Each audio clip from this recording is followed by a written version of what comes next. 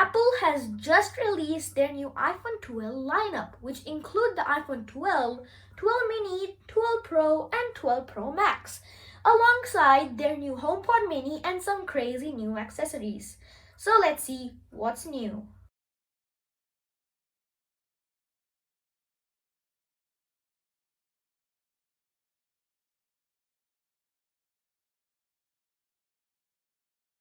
Alright guys, so I will be speaking about the releases in parts.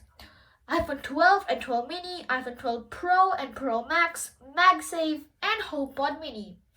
So let's get right into it. Beginning with the iPhone 12 and 12 mini, the iPhone 12 features a 6.1-inch Super Retina XDR display, and the iPhone 12 mini features a 5.4-inch Super Retina XDR display. Both iPhone 12 and its smaller mini have 5 colors: black, white, red, blue, and green. Both phones have the A14 Bionic chip and 5G compatibility, which Apple is teasing quite a bit.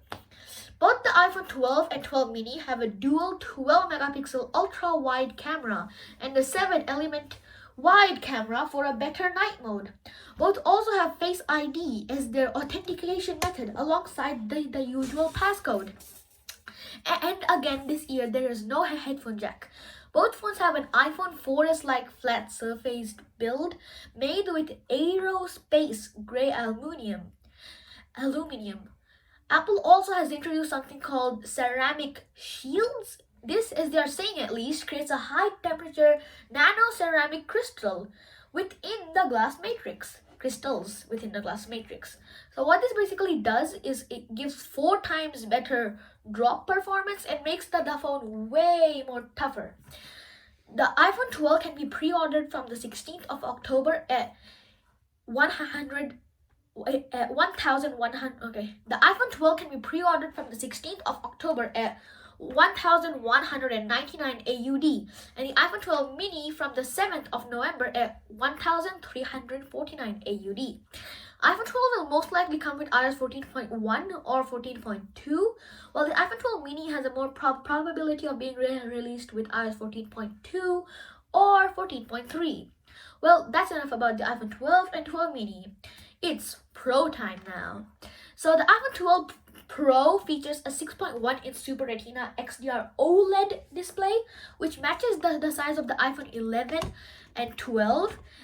Moving on to the iPhone 12 Pro Max, which features a 6.7-inch Super Retina XDR OLED display, which is bigger in size as their previous XS Max and 11 Pro Max models, which had a 6.5-inch display.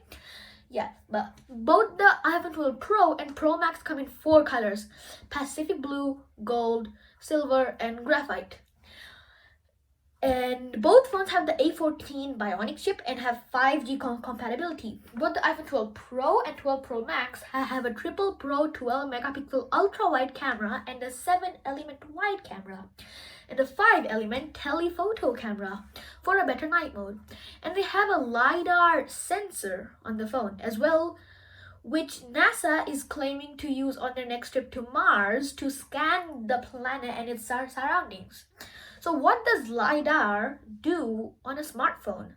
So at least what they say, the LiDAR scans your surrounding and makes the camera focus more on the important points.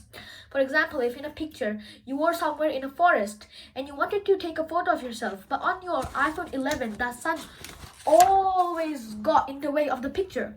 Well, because of LiDAR, it makes you stand out and dims your surroundings a bit to make a perfect picture. At least that's what it's supposed to do, but we'll have to test that to be sure.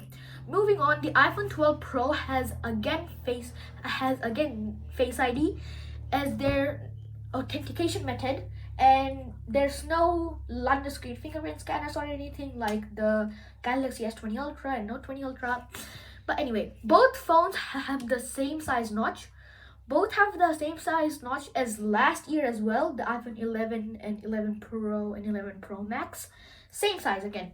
And again, no headphone jack as well. Both phones this time, instead of the iPhone 12 and 12 mini aluminum, the iPhone 12 Pro and 12 Pro Max have surgical grade stainless steel.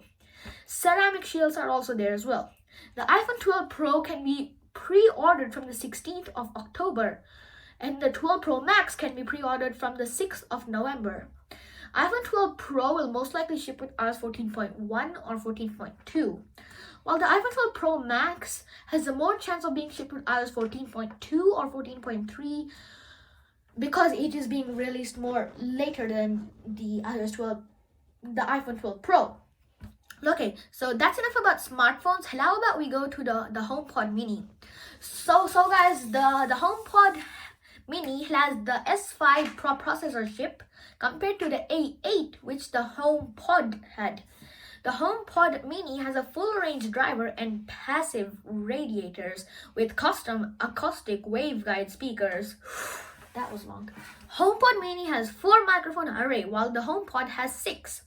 The HomePod Mini supports 802.11n Wi-Fi compared to HomePod's 802.11 AC Wi-Fi. It also has Bluetooth 5.0.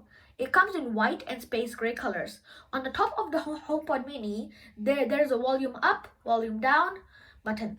And it also has a built-in Siri, which they say has 20 times more facts than last time.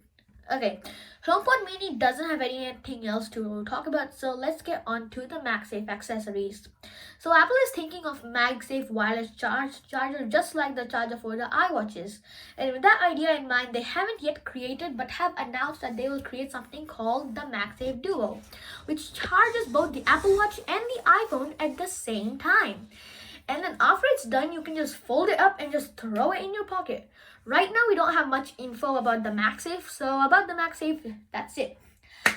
I will be reviewing the iPhone 12 personally, so be sure to subscribe for that video. With that being said, this is NFTADB and I'll see you in the next one.